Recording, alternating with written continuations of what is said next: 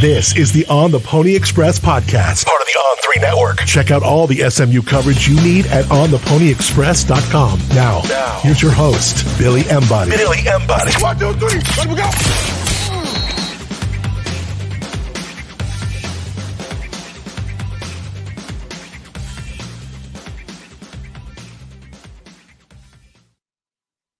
Welcome in, ladies and gentlemen, to another edition of the On the Pony Express podcast. I am Billy Embody. Thanks for listening. Got commitment news from the SMU football team. We'll run that down in just a moment. But first, wanted to remind you guys, we are presented by our friends at StatusJet. StatusJet.com. Reach out to David Henry and his team, and we'll have a conversation later on in the podcast with two of his employees, and one of them being a former SMU football player in Ace Gardner. But StatusJet is that company to get you from point A to point B with the level of luxury that you'd expect from a private jet charter company.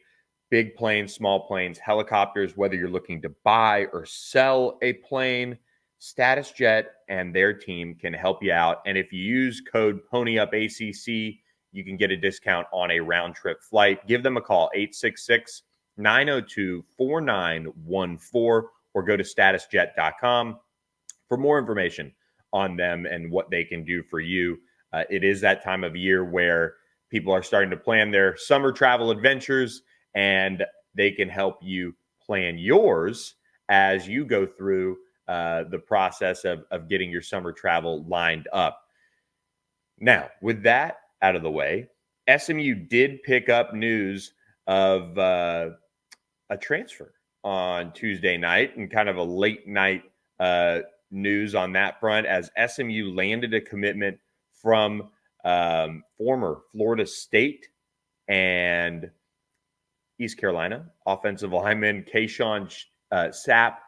He's a former 3-star prospect that entered the transfer portal this fall after Florida State's season, and transferred to East Carolina, spent the spring with the Pirates, and ended up making a move back into the transfer portal. So that is the wild world that we live in with the transfer portal. But SMU has been high on Qae'shon Sapp for a minute. He was a guy that I believe SMU offered when he went into the transfer portal this fall, or at least looked at him. I could be off on that. But nonetheless, they did offer this week, and he quickly accepted and made his commitment Tuesday night. And for me, this is a depth play by Garen Justice to address the interior of the offensive line. When you look at it and what they have in that mix, and this is the positive piece of maybe gaining a couple more scholarships than people might have thought on the surface. Like when you thought of Jaden Jones entering the portal, he's a move that like makes sense. Some of these other guys like Brian Massey and others that enter the portal, you're kind of like, okay, thought they might finish things out at SMU, but moving on creates roster flexibility. Like right now with Qae'shon Sapp in the mix now for SMU, I've got them at 79 scholarships. Well, we know that they want to add a corner. We know they want to add an offensive tackle. We know they want to add another defensive lineman. These are all multiple players that would not even get them to 85. So we know Rhett Lashley and his staff like to make sure that offensive line is well stocked. And along the interior, if you have Logan Parr, Justin Osborne, let's call it, Ja'Kai Clark, you have Nate Anderson, who you just brought in, you have Alex Woods, you have King Large and Graham Uter arriving this summer. You just kind of wanted to go ahead and address that position, maybe with a little bit more depth. Qae'shon Sapp has played in 2 career games.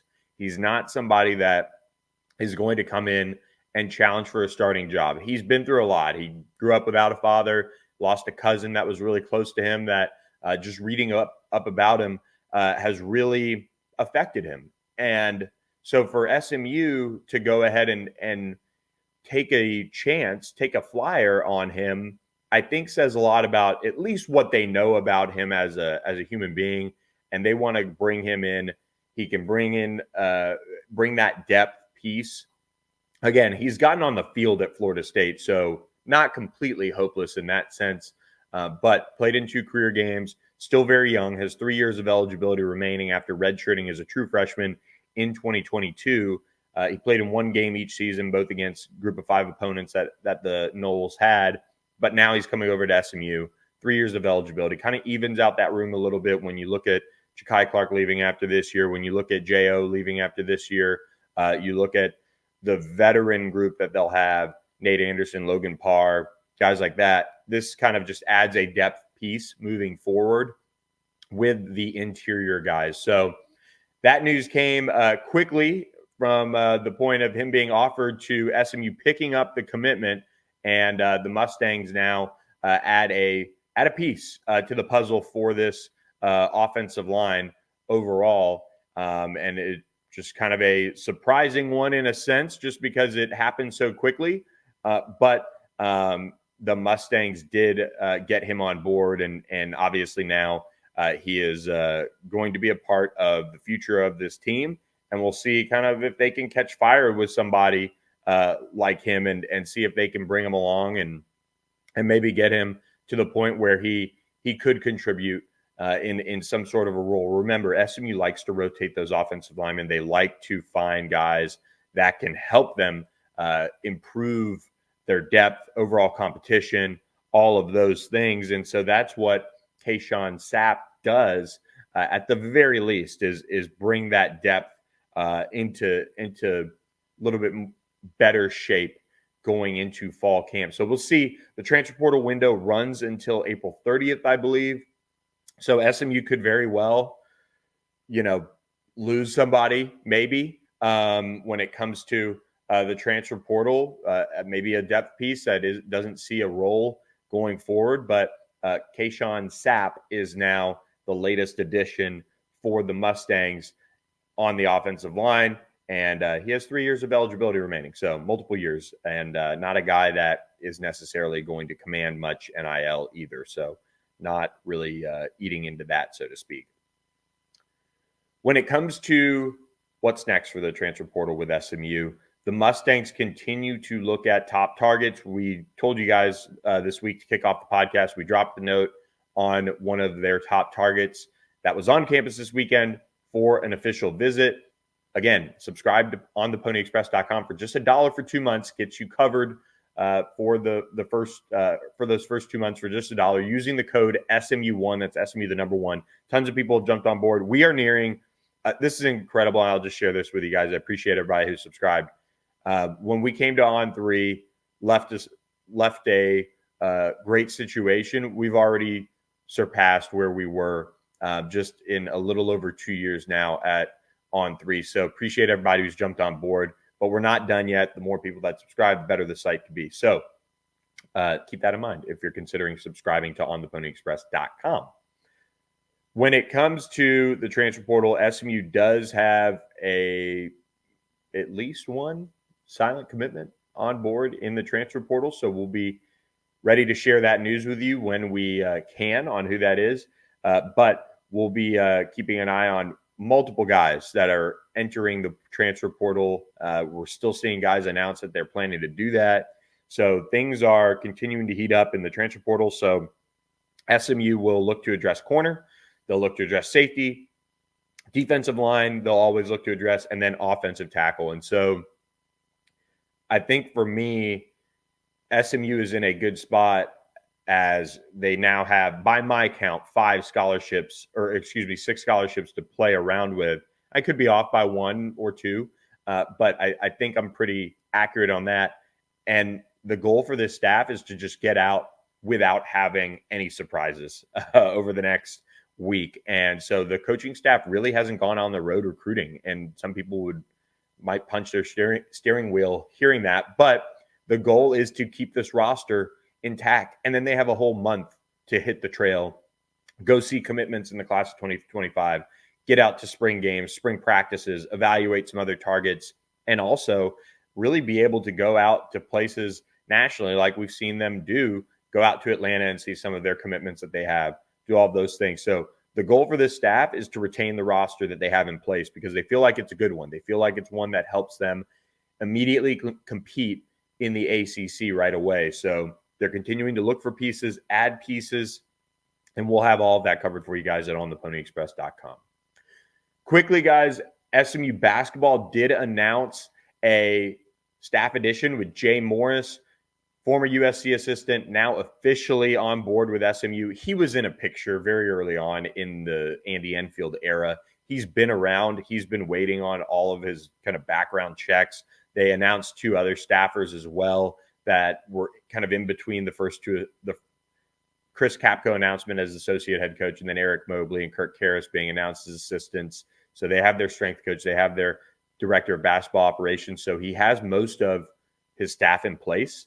He does have another hire that's been made that's going to be, I don't know when it'll be announced, but it'll be announced in the near future, I would imagine, or at least he starts getting to work here pretty soon. And then they do have an assistant spot still open. And they're, I think, being very deliberate with that spot because they want it to be a really quality hire that in all likelihood has serious Texas ties and has recruited the state and knows the landscape. They already have a good one coming on board when it comes to adding to those Texas ties. So they're checking a box there.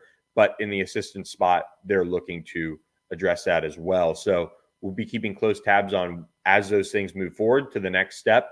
And if we can share them with you guys at ontheponyexpress.com. But SMU did get Jay Morris on board officially and was able to announce him. But he's been here from the beginning. So it's just one of those things where paperwork, background checks sometimes take a little bit longer than you would have thought. He was with the Trojans, obviously, the last 3 seasons. He was at San Diego State for a few years before that.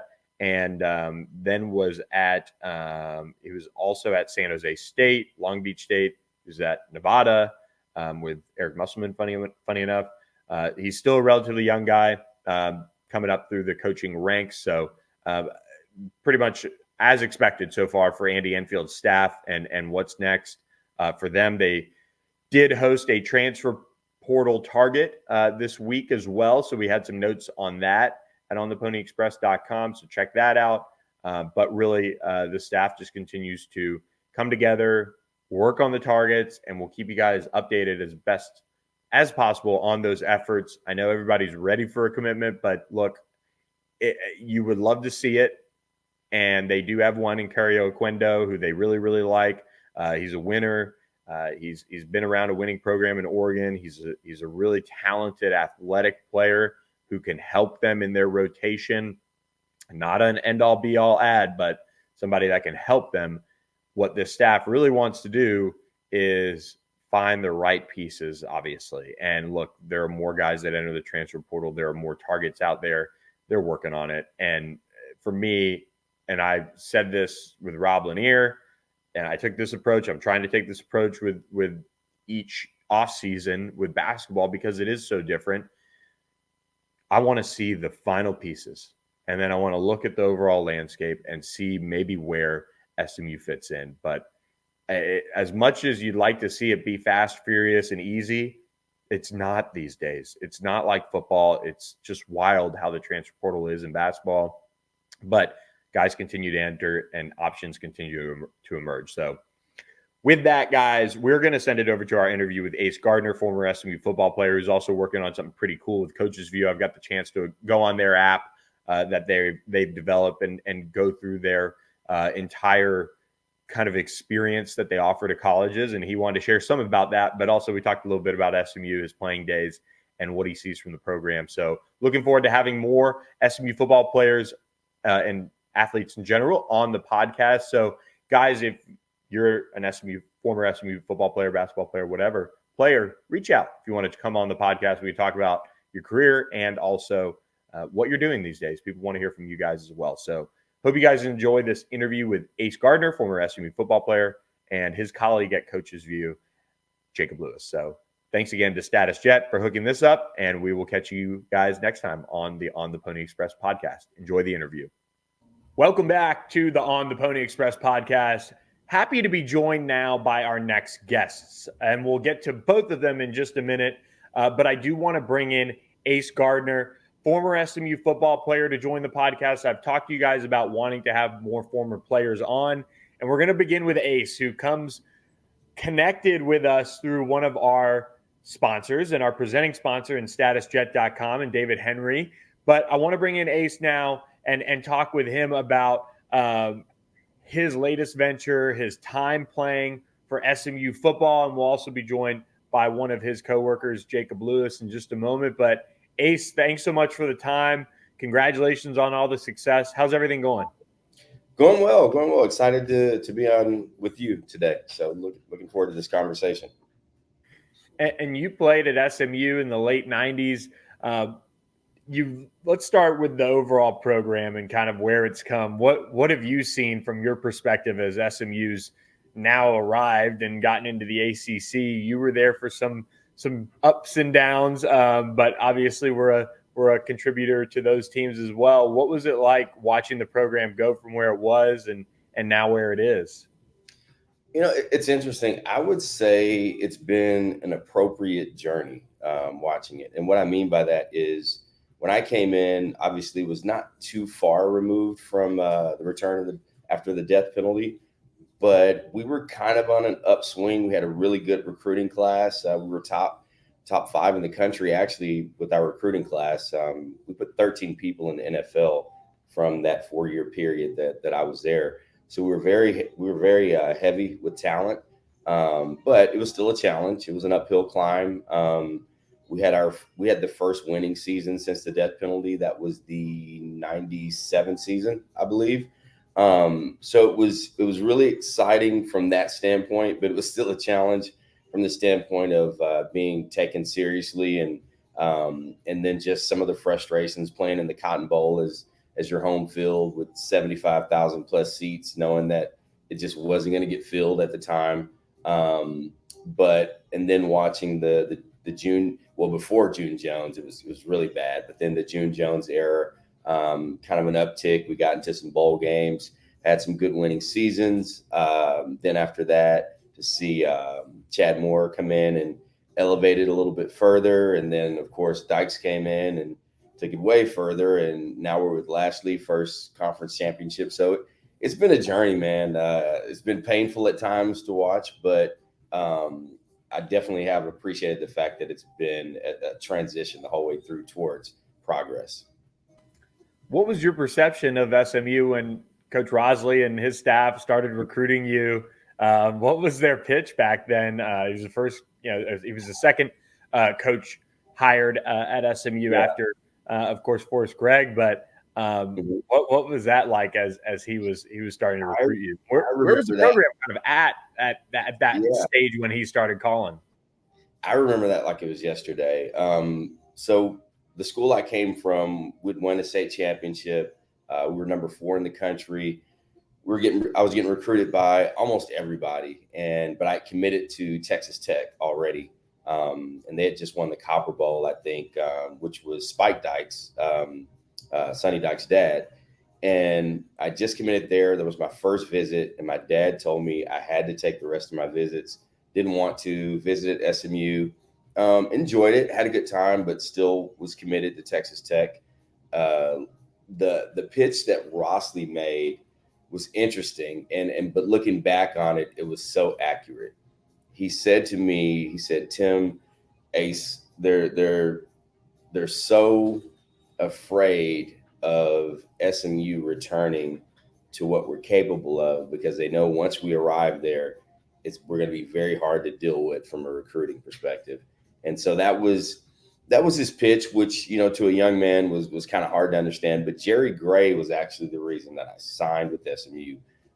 Jerry Gray was the defensive backs coach at the time. He was on the all-time team at UT, 3-time Pro Bowler with the Rams, played my position. And my dad was a pastor of a church. He came and went to church with us on a Sunday. But that was the reason that I actually signed. And I'm glad I did, but that was the reason. Looking back on your career, what were some of the highs that you experienced that you look back on? You played DB, returned kicks, punts. What was it all like? There were a lot of them, man. I would say the biggest highlight for me was beating Arkansas twice. That was exciting. And, it was when you have a lot of talent, but you're not winning as many games as you should.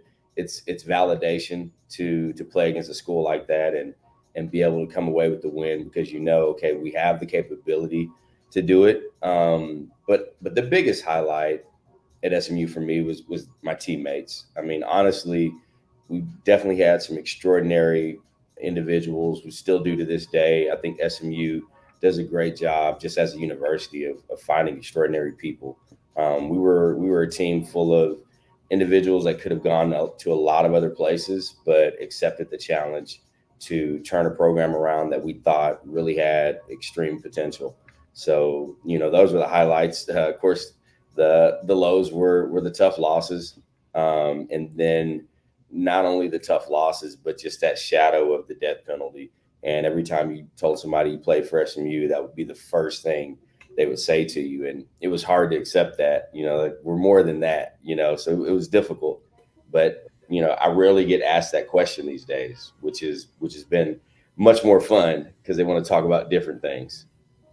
You shared the Wild Horse Award late in your career with a few of your teammates. Well, as you look back on it all now, what would you say to somebody that is considering SMU? And again, like you said, you committed and signed there or flipped there, I guess, when the program was still kind of coming back from the death penalty. You could say it still is, without a doubt. But what would you say that really stuck out about your time at SMU? And what translates kind of to today's athlete still? I would definitely say that the people. I really had a great time just developing some very meaningful relationships. My teammates have gone on to do some amazing things. You and I even talked about it. Some of the guys I talked to you about the other day, and just being surrounded by those types of people and the environment. It's such an environment that inspires you to reach for literally the highest. Not just to go out into the world and do something, but to go out in the world and be that guy or that girl that really does something.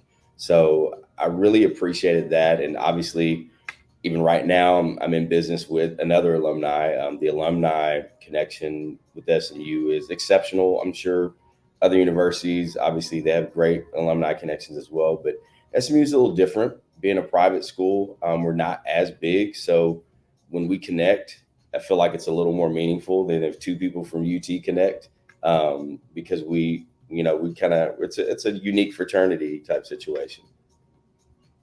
And let's get to that now. What are you doing right now? With your career working with Coaches Vue, and tell us a little bit about that. As we can bring in Jacob Lewis now, one of your coworkers on it. He's gonna come out of the green room. So everybody, this is Jacob. Hello. So Coaches Vue is a breath of fresh air, if you would, just for the industry of collegiate recruiting. It's ironic that something that so much money goes into every year in such a big industry like college football or any college sport, that there hasn't been very many technological advancements. And what I mean by that is just from a standpoint of being able to effectively engage and collect data on the individuals that you're recruiting and to have usable data to help you make better decisions about it. At the end of the day, it's been call, email, text, and try to stay relevant and get them on campus. But we've been blessed to develop a platform that goes far beyond that.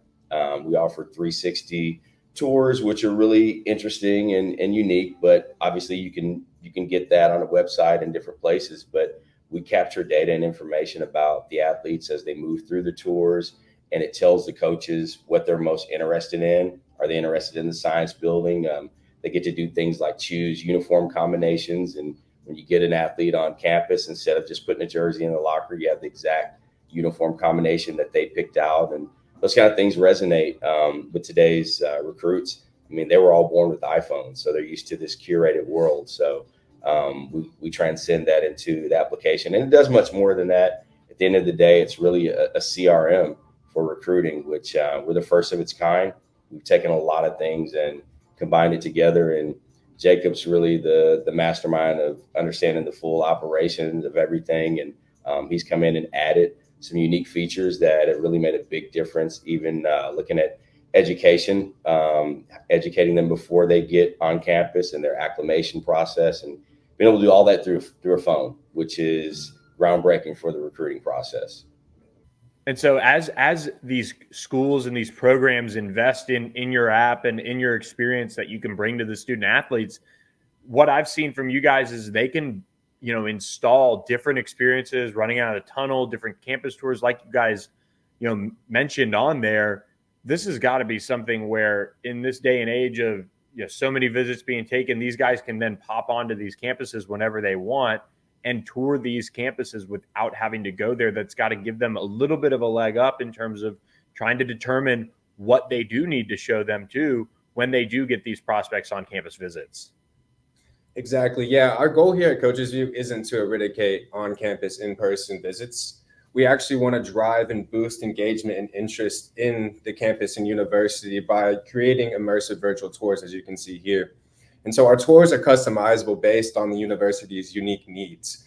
And they can take live 360 tours of their practice field, indoor facilities, locker rooms. It's a comprehensive athletic tour, and it also highlights spots on campus that Tim was alluding to.